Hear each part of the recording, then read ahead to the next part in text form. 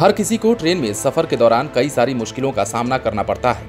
कई बार आपको कई सारी दिक्कतों से जूझना पड़ता होगा, जिसके बाद आपके मन में विचार आया होगा कि क्या इन मुश्किलों का कोई समाधान नहीं हो सकता? क्या हमें इसी तरह इन मुश्किलों का सामना करते रहना होगा? कई बार ऐसा भी हुआ होगा कि आपकी सीट या बर्थ पर किसी और ने कब्जा जमा लिया हो। जब आप अपने बर्थ पर गए तो आपको बैठने की जगह भी नहीं मिल रही है। ऐसे में आप क्या करें कि आपको तत्काल मदद मिले? ऐसा वाकया उन ट्रेनों में ज्यादा देखने को मिलता है जिनमें ज्यादा भीड़ होती है। पहले सेकंड क्लास और स्लीपर में ऐसा मामला देखने को मिलता था, लेकिन अब सेकंड और थर्ड एसी में भी अक्सर ऐसे मामले देखने को मिलने लगे हैं। रेलवे की भाषा में ऐसे पैसेंजर्स को अनऑथोराइज्ड पैसेंजर बोलते हैं। अनऑथोराइज्ड पैसेंजर सीट भी खाली करने से मना कर देता है।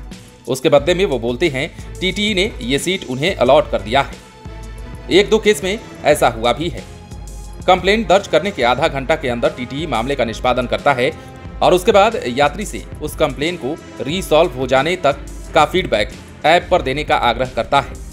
केस के निष्पादन होने के बाद आरपीएफ की एक टीम उस डब्बे में पहुंचती है और मामले की छानबीन करती है।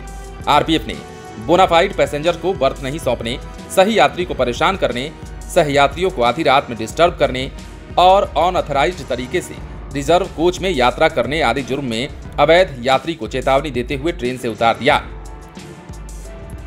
रेलवे के अधिकारियों का भी यही कहना है कि कोई भी अनऑथराइज्ड पैसेंजर यदि आपकी आरक्षित सीट को अवैध तरीके से कब्जा कर लेता है तो सबसे पहले आप टीटीई से संपर्क कीजिए।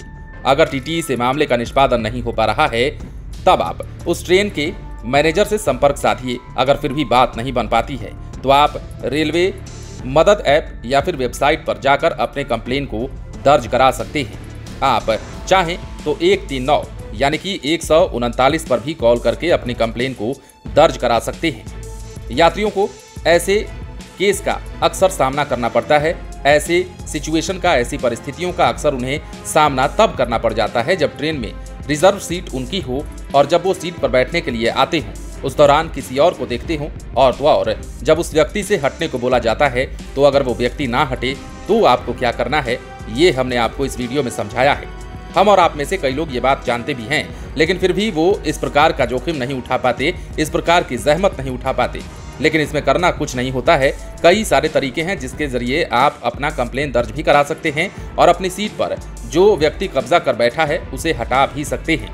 लेकिन इसके लिए आपको टीटीई से संपर्क करना होगा और जो प्रक्रिया हमने आपको बताई है उसे फॉलो भी करना होगा। जब टीटीई आपको सीट दे देता है तो टीटीई की तरफ से आपसे कुछ आग्रह किया जाता है, फीडबैक लिया जाता है और उस फीडबैक को आपको देना होता है।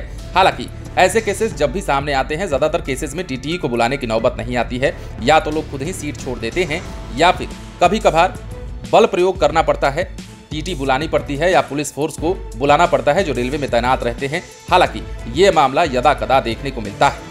लेकिन ऐसे किसी भी मामले में यदि आप फंस जाएं तो आप ऐसा करें जैसा हमने आपको इस वीडियो में बताया है।